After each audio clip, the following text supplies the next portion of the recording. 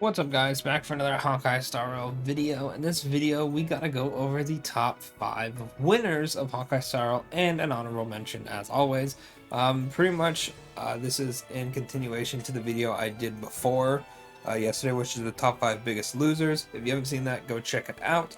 But anyway, a little bit of criteria for this one. So I didn't want to include 4 stars and I did not want to include standard banner characters just because I just wanted it to be the premium characters, and I didn't want to include buff characters because obviously they are kind of technically cheating in a sense. So I feel like it'd be disingenuous to put them there because the reason they got more shelf life is because they just got their whole kit changed, right?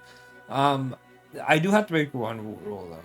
There is going to be a standard banner character on here because I believe they are so clearly number one. It is insane to not include them.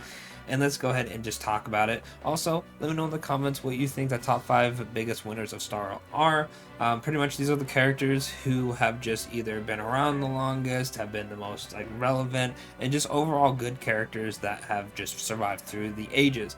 And no one else should have the number 1 spot besides Bronya, because good lord, Bronya has been extremely good, and then she fell off a little bit and was just decent good, and now she is on the rise yet again. This character was never bad, especially because a few of her issues can be solved by getting dupes. If you get E1, you have a 50% chance to just get a skill point back, which could help in teams where you need skill points. If you manage to get her E6, I know it's just a tall task, but she is available to get as a 50-50 loss, so a lot of people might actually have it. I know a lot of people who just somehow pulled the same character over and over.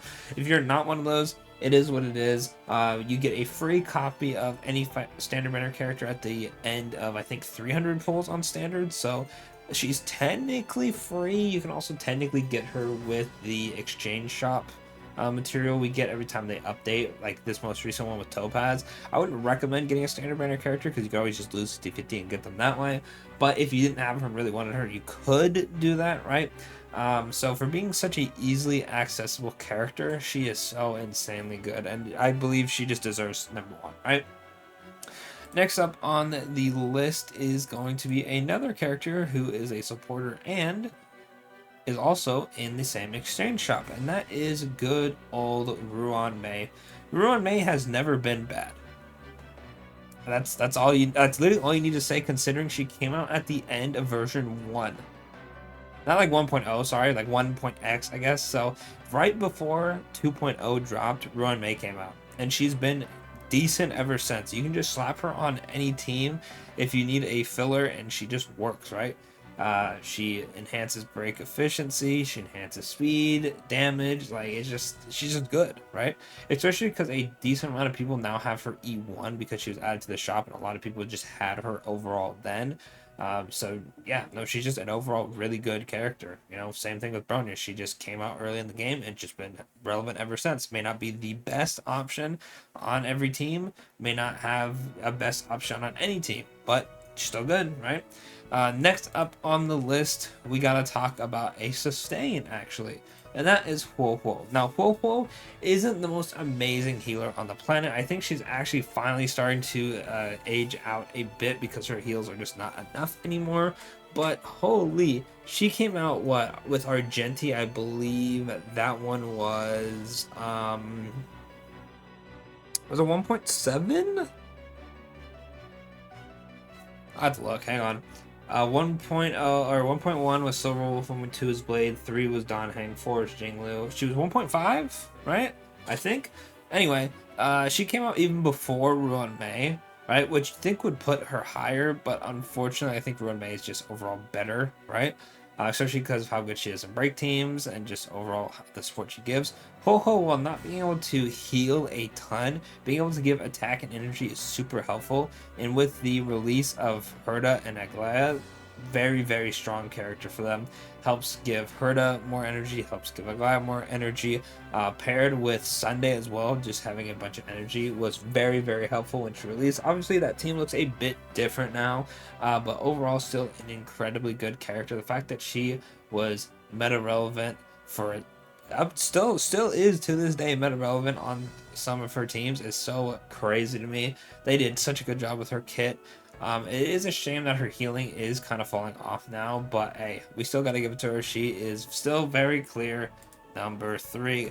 Now, number 4 is going to be yet another supporter. Shocker, I know, supporter, star rail, you know, it is what it is. That is going to be Robin. Now, I was conflicted on this because technically, while Robin is very good, she is, I guess, one of the most newest character on this list. But oh my lord, has she been just relevant. Not only was she just like the best support in the game on release, every team used her, and then she kind of like fell into her follow-up attack niche. She still is overall good, and people are even using her with Cyrene, funny enough, to get certain clears I've seen, which is really cool. She's good with characters like Phanon, right, because of how her ult works. She's just overall good, and the only reason she has a slight fall off is because there's a lot of HP scaling characters at the moment, which, you know, is unfortunate for her, but she's still extremely good. Like, the ult action advancing will always be good. It'll just always be good, right? And then obviously the extra damage she does as well when in the ult will also always be good, unless we get a character who just does that but better, right? So overall, Robin has aged extremely well. She's still very good to this day, so I feel like she deserves a slot at number 4, right? Now, you might be wondering, is there going to be a DPS on this list? Funny enough you say that, because that is exactly what number 5 is. And I know you're saying, holy shit, Feixiao, there's no way. Hear me out.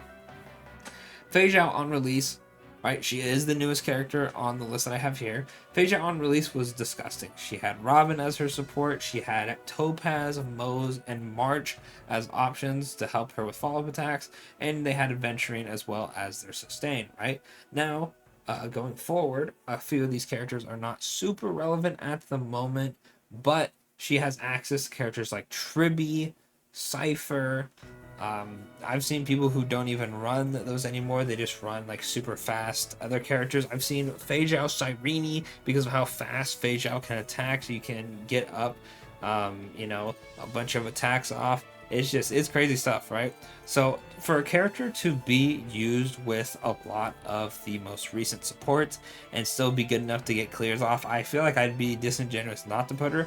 I haven't used my Feixiao in a while. My Feixiao doesn't have the most incredible build, so I probably couldn't pull off those clears. And the fact that people are even getting those clears at E0 Feixiao, I had to put her on the list. Like, she's gotten so much good support, right? I mean, Tribby's overall good for everybody. Cypher just works extremely well with Feixiao, right?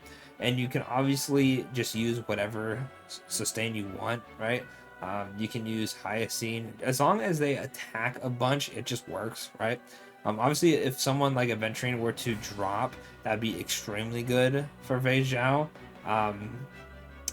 I guess Danheng Dragon would be pretty useful for it. I actually haven't run that yet. I haven't seen it either, so I'm not gonna like just talk out of my ass and be like, oh my god, it's such a good pairing. I would assume it would be a good pairing, right? But the fact that Feixiao works with so many characters and still gets clears, like I said, just she has to be number 5, right? And you might be wondering who is going to be the honorable mention. Now, this is going to be the most recent character to release, but the fact that they've gotten shilled to high heaven and back by not only the characters releasing, but the buffs as well, and that's casters, right? Holy good lord, bro. You got Hyacinth, who's extremely good, Evernight, who's extremely busted, could be her own DPS, right? And Cyrene, it's just disgusting, right? Casters will probably take a big hit going into version 4.0, but she's been shielded so much and has so many options. Like, people were using Gallagher, people were using Linksha, people were using her with Ruan Mei, people were using her with Sunday, people were using her with just like whatever the support they could get their hands on, and she just somehow got clears to work. It's just insane. Probably the most shielded unit in Star Rail history at the moment, so I feel like she's got to make an honorable mention at least, even though she is the newest one on here. So I feel like she loses points just for being more recent because she's had less time to fall off, right? Because at the moment she's just a DPS that dropped that has not fallen off yet, but the fact that she's gotten a pretty much whole team custom made for her is just, it's too much. She has to be on the list, right?